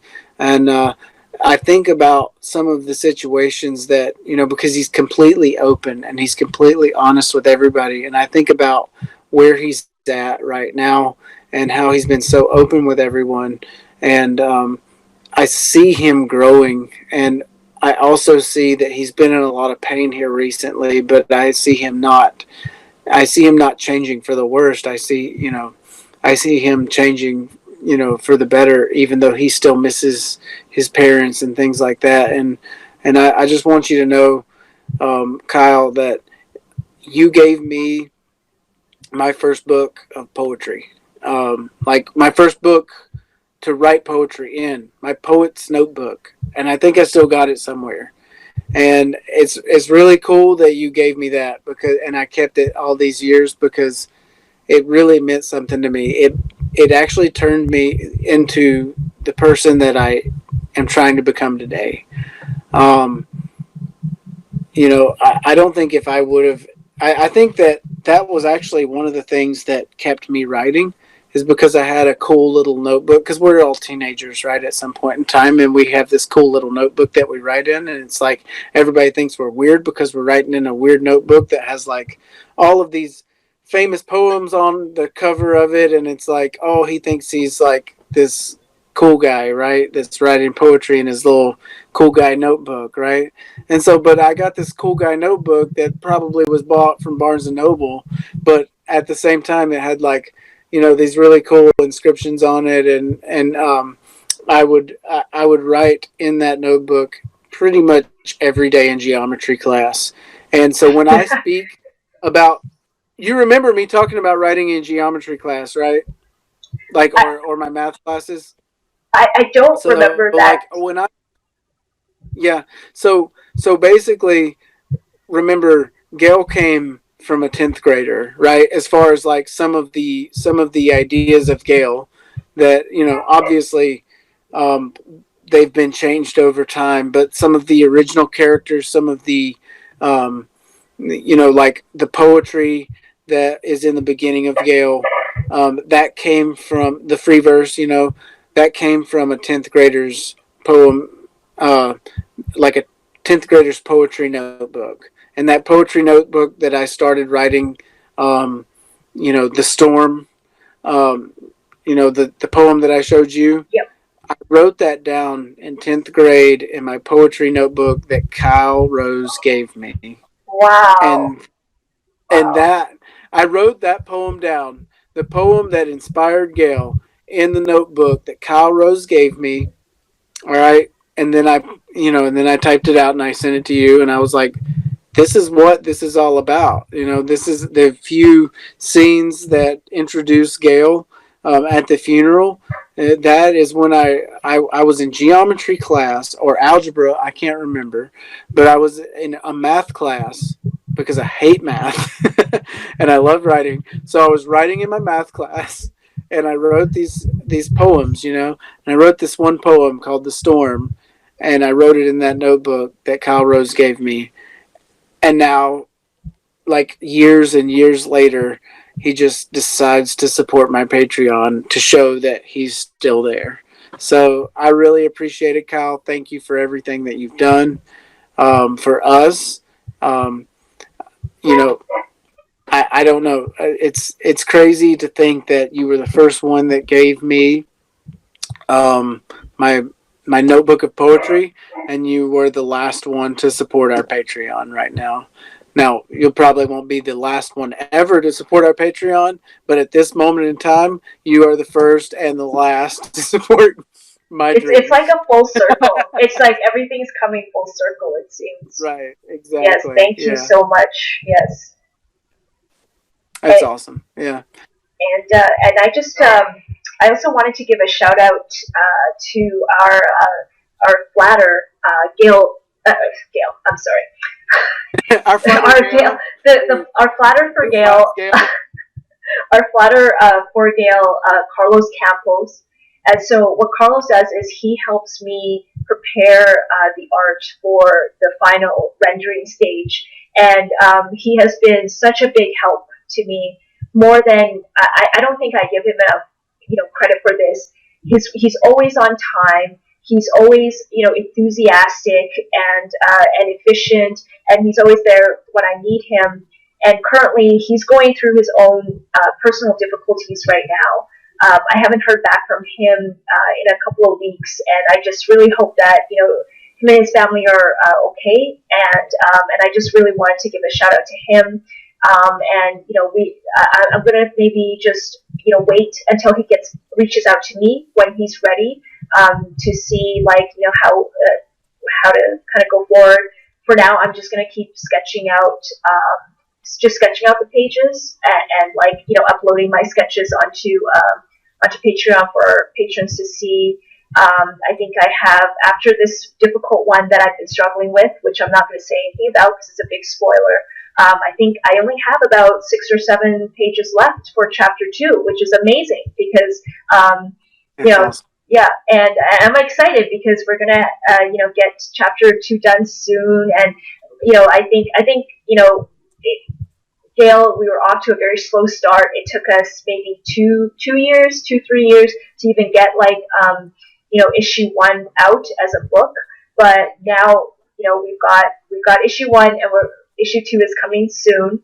But and as soon as issue 2 gets out, like it's going to be submitted to Comixology again. Yeah. Just like, yeah, I think that's the model. Yeah. Yeah. So, but anyways, like, I just want to just thank you, Carlos, for everything that you've done. I really hope that, everything's okay with you. And yeah, so I'm just going to maybe just hold off on the production a bit just to see like how things, play out. But again, I'm going to be uploading the new, sketch, just the new rough pages out, just for our patrons. So, can you explain to the audience a little bit about why our flatter, what he's done for us, has like how it's been so important to, making Gale the quality that it is? Absolutely. So basically, I explained flatting a couple of times in a blog post, but what Carlos does is after the line art is finished, he fills in all the spaces behind or in between the line art, I should say, in different colors. And what this does is it makes it easier for me to select the different areas. So different areas might be Gale's face, it might be a building, it might be a window in a car. And this really helps me to, bring the page to finish. And so before I met Carlos, and before, he came to work for us on Gale, it would literally take me like, I don't know, like a month just to finish a page. And, because I had to clean up the art and do that all by myself. But now Carlos helps me with that. So, and he's really great and fast at this. And that has literally cut like my time in half.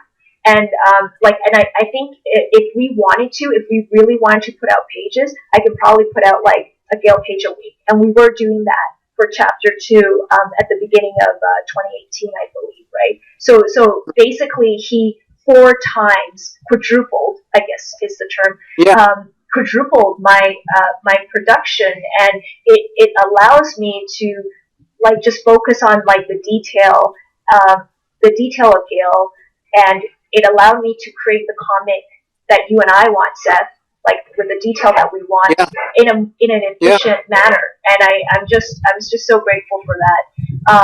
So that's what he said. He's always been there, and he's helped us produce Gale in a more efficient way, in the detail and the way that we want it. And that means a lot to me. So, and if, here's the thing, if we have to, Carlos, I know that this is a thing that, we love your work, and, if we have to, for a time, get something else in the meantime, this is the original team, like we're not going to try to slow down too much. We're going to wait to see what's going on in your life, and like to give you time to deal with, the things that your family is going through, because we don't want to just drop you and pick somebody else up. That's why, but if you need the time, that's fine. We're going to be fine, and we'll do what we need to do to go through with what we have to do. And once you're ready, you always have a place back in the Gale team. That's for sure. Yeah. Always. There's never going to, like, obviously, like, I want to keep everybody that's been making Gale the way it is now. I want to keep everybody there, if I can. But I don't want to put pressure on anybody. So if we have to go away from it for a little while and maybe hire somebody to do, a certain amount of panels just so we don't slow down, that's fine. Just, at the end of the day, you don't have to worry about what's going on over here. Just concentrate on your family and what's going on with your life. Because you'll always have a place here, and you'll always be the Gale Flatter if you want to be the Gale Flatter. That's for sure. Nobody else is going to take that position. But Yeah, I appreciate everything, yeah. And we Carlo. have, like, Carlos and I, we have such a good, like, working relationship, and you know what I mean, and like, he just knows what I want, and or Right. how, yeah. So I love that, and he's always like, he's sometimes like, I'll get busy, and he'll be the one to like email me, and he'll be like, yeah. So Yeah. then that kind of motivates me to be like, okay, yeah, I need to like get on this, right? So other than just doing good work, he's also like, you know just been there. Motivate. Yeah, motivating, and Yeah. I think that's important. Like, to create, like, I think that's the best part of working in a team, because then you have other people that that kind of like say, hey, what's going on. I think it'll be much harder to do it by yourself, because then it's just like, well, like it's oh, you can just put it off. You can put it Probably off, but what's yeah. going on more often. But I trust you so much, Angela. Like, you always produce. You always produce, and it's like I'm further ahead of you, so I'm not worried about it as much. But I think that it's like, you deal in an aspect of the art where it's like he's used to getting things at a certain point in time, and like if he doesn't get it, he's like, "Hey, where is this at?" Yeah, So, yeah. uh, I you try know, and be I, yeah, I try and be as consistent as possible, but I also appreciate like the flexibility as well, because it's life. Life happens. Things happen, and sometimes good, sometimes bad, and it just I just really appreciate that, because it's something that we've talked about in previous podcasts. I think it's important, particularly as a creative, to feel human, right, and not just like yeah, someone that just crunches and produces things, right? Like, I think the human that's aspect, not working, creative. yeah, yeah, yeah. I That's think a I think the main reason why, since we started this with Alan Moore, I think that's the main reason why Alan Moore was like, "Wow, this industry! Like, I love it so much, but I hate it so much at the same time because there's so many weird aspects. Like it's like the corporation part of it. It's like he couldn't trust so many people that he was working with, and it's like that's why I want to create something like this. It's like it's like small, and we live in a time and an era where you can actually make your own things and not have anybody own your intellectual property. And so it's like I believe that we can actually um, give kind of that that predictability of, I don't know what I'm trying to say. well. I Basically, think, yeah. I think okay, you know what I I'm trying to say? well. I think it's like we live in an era where it's possible for creatives to take back like their time Yeah, and their like ideas and their intellectual property, because I think I don't want to generalize like too much, about the so-called industry or whatnot, because I always feel like I'm because we kind of, really don't really. yeah, like I'm an outsider. So like, Yeah, but like from what I've read or heard, there is a schedule. There is this aspect of artists don't get paid like that much right. by, especially in Yeah, comics, and it's like because the company itself has to create revenue for the executives or whatever. But like but I guess like in general, it's like it just feels more satisfying when you're more in control, when you're doing things on your own terms, right? So right. you set the schedule, you set the goals, and also it's like, and you make the relationships and the connections, right? And you Yeah, make content, so it's like you're not making the same content over and over and over again. And I think that um, there's probably they know they have a market. They're not willing to take a risk with another kind of with another kind of genre or another kind of anything. I mean, they want to do what they already have and recreate it and keep recreating it and reproducing it. And it's so hard to get into something like that. And it's like I would rather go ahead and do my own thing, and come up with my own place, like my own place where I can get, I mean, it's kind of like what Adam Sandler doing, except he's horrible, right? He's Well, like, I, I yeah, have, but and I don't have any money like he does, to be horrible. So it's like it motivates me to be like, I want to do my own thing like Adam Sandler, but I don't have a lot of money, so I have to be good. yeah, and I think it's important to support like independent creations, whether it's the Gale or Red Stylos Media, because it's like I just think that you want more diversity and more ideas in the marketplace, not just like a brand or a franchise, right? Like that's at least for me. Like Right. I want to see something fresh. I don't want to just keep seeing remakes, even though some of them are good and it touches on nostalgia and all this and that. But like I just think that it's also important to at least try to make like original content and try and be Yeah. different, because I think like our kind of we talked about this, Seth, is like I think our kind of main thing behind Nine Muse and Gale and what we do is try to encourage people to think differently, to think as individuals, right? And Right. to yeah, yeah, just So honestly, it was my mission, as Gale grows, to have to grow Gale and to grow the organization of what makes Gale, at the same time. So, and I think we've done that. I think we've been honest to that. It's like as we get more funding, we kind of add more things. We add a letterer, we add a flatter. yeah, We've actually, that's what yeah, Patreons allowed us to do, right? It's like that's how we exactly. grew. Yeah, That's why we. That's why we're so thankful for that, because um, it's supported my idea from the beginning. Whereas as Gale grows as a story, then we grow as creators. And I told that to Ruka Samuels, who did the voiceover. It's like, look, I don't know if you're just going to do a couple of these things.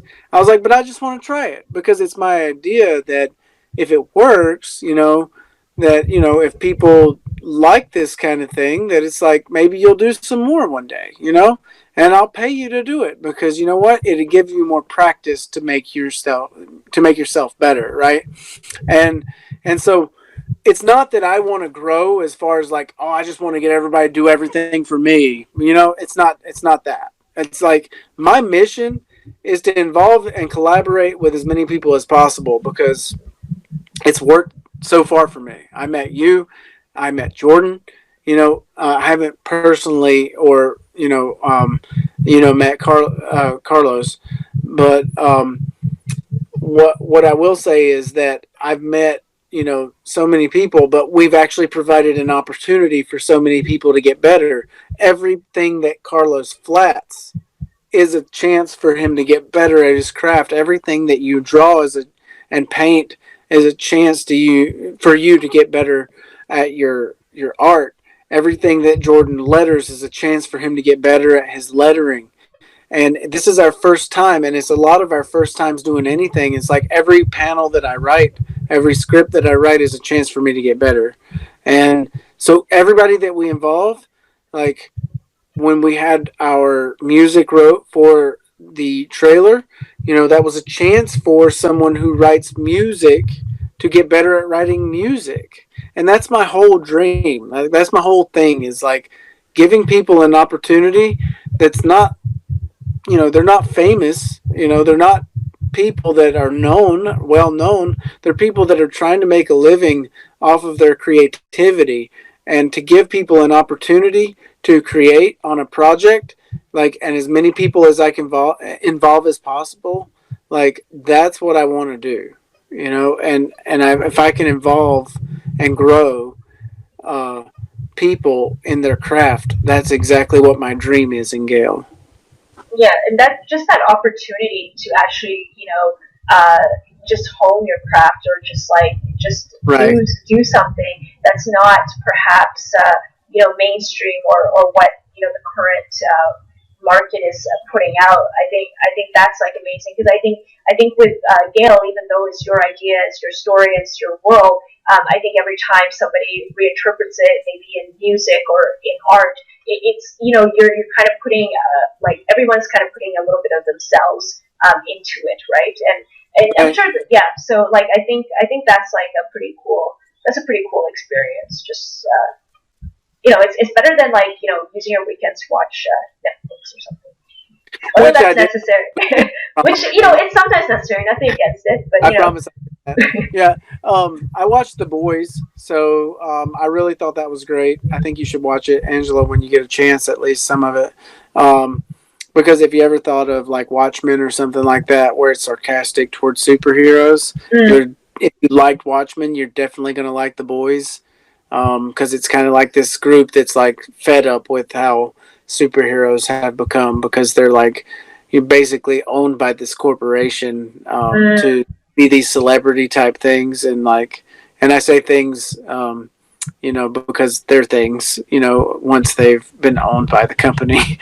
But they become celebrities, and the corporation kind of hires them as superheroes because they have these superhuman powers, and these guys are just like, well, it's in the preview, so I'm not giving anything away, but the guy's holding the hands of his girlfriend, and he's getting ready to, like, I guess kiss her, or he's kissing her or whatever. They're in the middle of this passionate moment, and then all of a sudden this speeder comes in and smacks into her, and he doesn't see her, and she's just a pool of like, well, blood and nothing.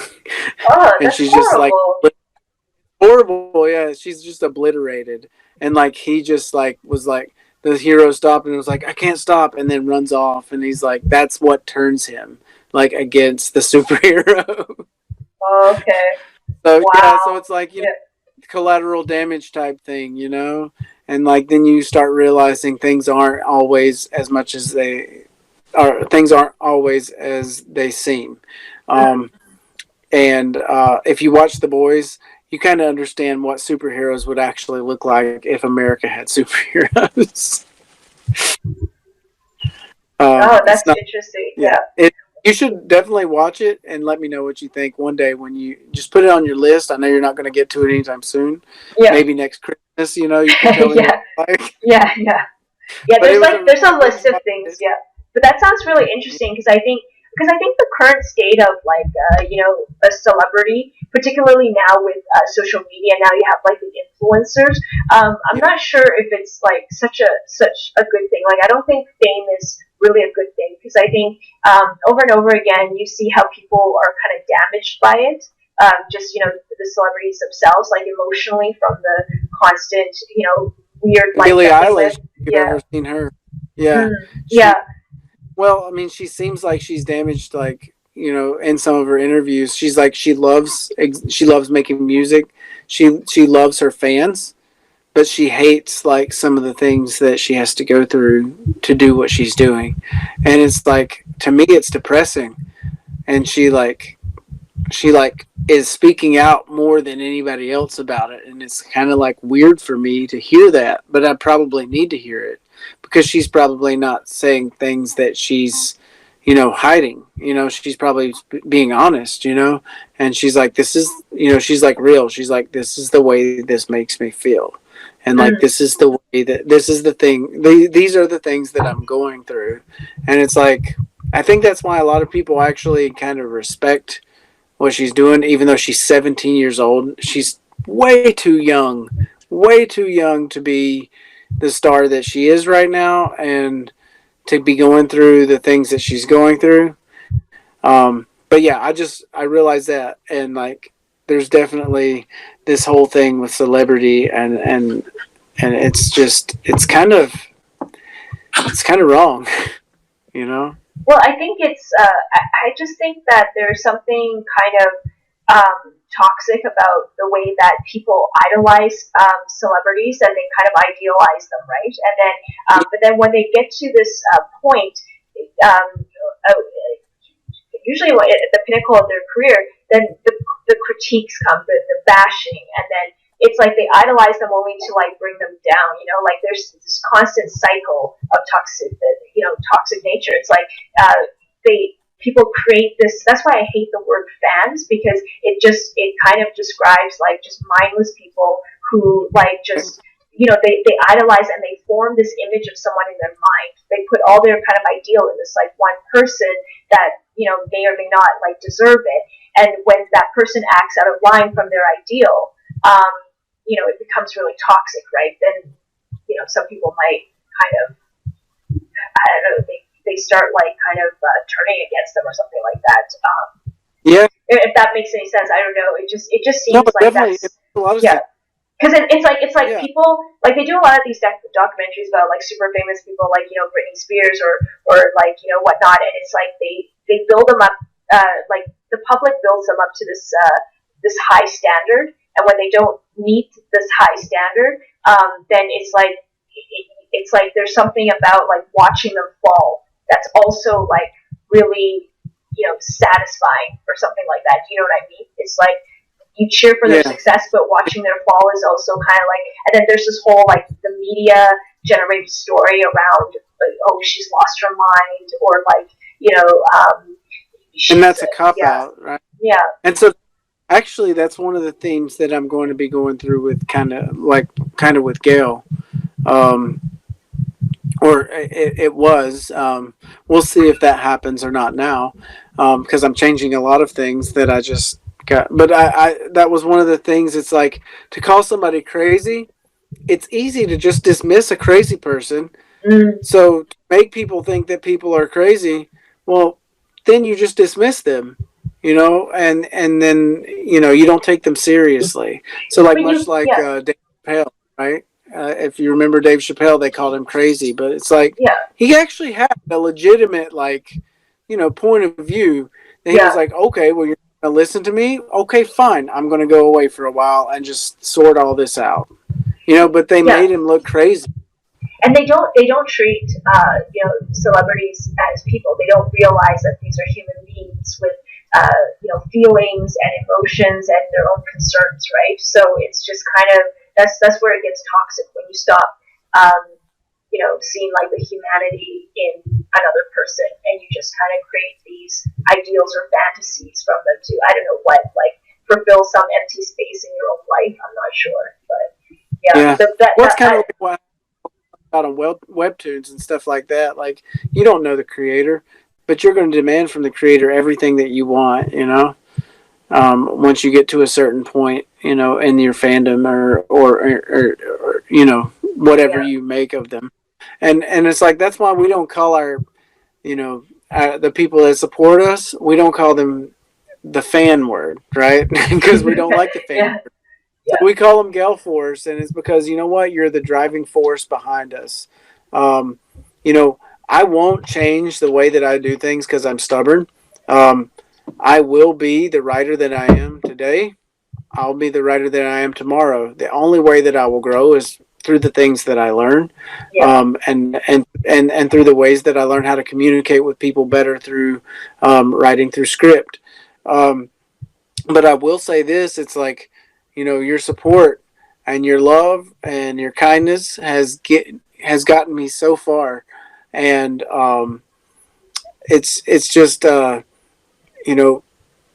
you'll always be the force behind what makes me want to keep doing this.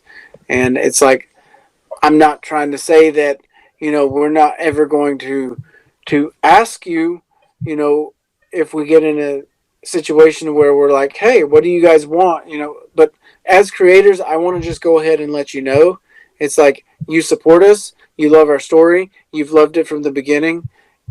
If you become a person that is part of the Gale Force, that's like trying to tell your creator what to do, like the creator of the thing that you support, like if you're trying to tell them what to do, I will go ahead and say right now that Gale is my thing, and it's like it's the thing that I'm putting out there for everyone to to enjoy, but it's my creation, and it's Angela's interpretation of the creation, and it's also her creation, but it's not the Gale Force's creation. We really appreciate the support, Um, but there are a few people out there that I've seen go into so many fandoms to tell the creator that what they're doing is not right by their own story. And it's like, this is our story. And it's not to be pretentious. It's not to say that, we don't care about what what your advice is, because we will definitely take advice and we will definitely take critique. I want to set the standard right now, though, that we will definitely not write your story. It's our story. And that might sound harsh, but at the same time, setting boundaries, right? I want to produce a story that everyone is going to identify with, that everyone is going to be able to relate to. Not everyone is going to be able to relate to it, but I want as many people to relate to it as possible. But that's the thing about fandoms, and that's the thing about saying the word fan. And you know, when you get so many fans together, they feel like they control, that person, and they feel like that I've seen it to where comics have, um, you know, people that are fans that have commented, have told people that they're not doing their own comic right, and I'm like, no, you don't tell the creator what to do. Yeah. It's like, I have this weird thing. Like, I remember, Seth, you asked me, like, once a very long time ago when we started, whether I wanted to be big. I don't know if you remember that. Like, whether, like, I wanted this to be, like, a big thing, right? Like, meaning, like, I think you were trying to say, like, do you want to be famous? Things like that. I think we were kind of getting to know each other, and you asked me something along the lines. And I said, no, not really. Like, I don't, fame and, being, like, well known is not something that I desire. Like, my whole thing is, honestly, I just want to draw. That's kind of my passion. I want to make art, and I want to make comic art. I mean, I want to grow to the point where we can sustain that. That's important to me. But I still kind of want to. But I don't want to be like so big where everyone's kind of anonymous. Like, I loved when you were giving a shout out to our patrons, and you had a story for every one of them. We had a story for every one of them, right? Like, you kind of know, you generally, maybe not so well, but you do know them, and you interact with people who who follow us, and you follow them, and it feels more like a community. I don't want to get to a point where it's just fame for the sake of fame, but it's more like, I'd rather just be in a position where, yeah, we can sustain our creative practice, and maybe, like, the big dream is that we can all do this, like, full time or whatnot. But I think it's important to just kind of distinguish from, like, just chasing that celebrity, and that kind of, because that's kind of an empty pursuit in my opinion. And I'd rather just, yeah, I want to grow to the point where we can sustain ourselves. But I'm loving kind of just knowing everyone. No one's anonymous. Yeah. It just feels like friends and family that we've met serendipitously online, and in some cases, real friends and family, but online as well. Right. And if you're pursuing something like for money or for recognition, I mean, that's not why we started this. That's not why we started anything. And like, I wanted to do a comic because I wanted to see what it would look like when you drew it, Angela. That's legitimately what I wanted to do. And it's like, when you draw it and when you get finished with a page, what do we do with it? We want more people to see it, just to see if they relate to it. And that's exactly what it is. Now, to keep doing this in the environment that we, like the economy, like that we live in, like the environment, we have to actually, charge for things like that when it's a finished product, or we have to ask for people, to, be supporters and be patrons, so we can continue what's our dream. And that's what we do. That's how we're doing it so far. The people that are supporting us in Patreon. You help keep us in business right now for what we're doing. And then, now you've seen what all you have helped support. You've helped support us launching on Comixology. I did what you did, Angela. I say it's tricky. It's a tricky word. Comixology. Yeah. So I know we've came to Comixology. All right. We've been in Cosmic Love, and we've had that, and we've actually got our Gumroad store up now, and we've been on. We've obviously been on Webtoons for a long time as well, but we're slowly figuring it out as we go, and your support has led us to where we are going now, and we're getting better, and more. We're bringing more quality to Gale every single day, and I just want all of you patrons to know, all of you Gale Force out there to know, and all of you future patrons that are getting ready to go ahead and support us right now at any of the 3 tiers. You haven't added any more tiers since I last looked at it, have you, Angela? No, and we could talk about that next week. We'll talk about that next week. Yeah.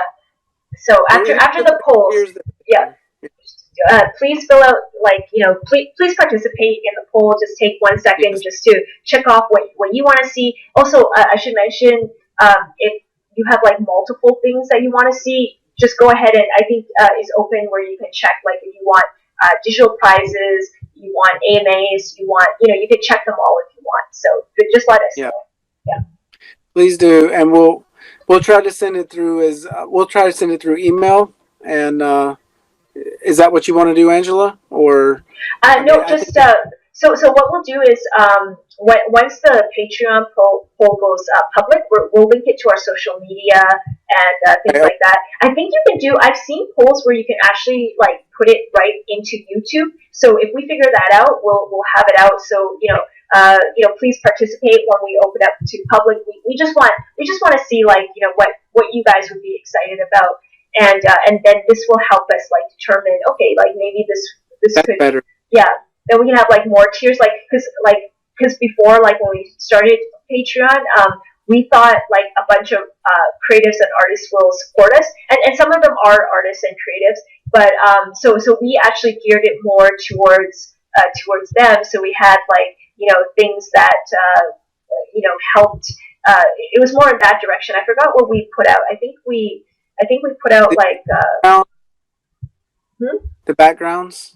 Yeah, the backgrounds. Yeah, the backgrounds. So we put out backgrounds and textures that people could actually use in their own comic. But we realized there weren't any comic creators following us at the time. So so I don't know. So we don't really know. We just so we thought, okay, why don't we just ask people what they want so that we don't guess completely wrong. But maybe, if there's enough creatives interested, we can bring back a creative tier where we offer, certain things that might be helpful to you guys. And we'll figure it out together, I think, eventually. Yep. And one thing I want to do is maybe here coming up soon, there's someone that we've been following for a while, and maybe if we can get her on next week, that'll be great. I have talked to her. She wants to be on sometime to talk with us. And that's awesome. Rachel Persephone Kilberry. Yeah. So I'm excited. Yeah. So I want to get her on here so we can kind of interview her, and because I know she's getting married here soon. Oh wow! Congrats. Yeah. And so what I want to do is I just want to talk to her and see what she's up to, because I really respect her. I really love her illustrations, and she is the one responsible for all of for the cover of Cosmic Love, and for what do you call those pieces in between the covers before all the stories? So Oh my god, my brain Yeah, I can't even is. think about what it is. Yeah. So it's she did the title cards for each chapter. Yeah. So she There you made go. one for What the Water Gave Me and the other short stories, and it's amazing. We can actually talk about that when we bring her on, because I always thought like, wow, like her that art, like the cover that she did was absolutely perfect for Yeah. our story. And she didn't see any of our stories beforehand No, either, which was not at all. amazing. But like the tone of it, the themes that she had within that illustration, it just matched so perfectly. I think what we were trying to convey through the Seraphine becoming story. So Yeah. yeah, Exactly. all right. Well, I think that's it for me.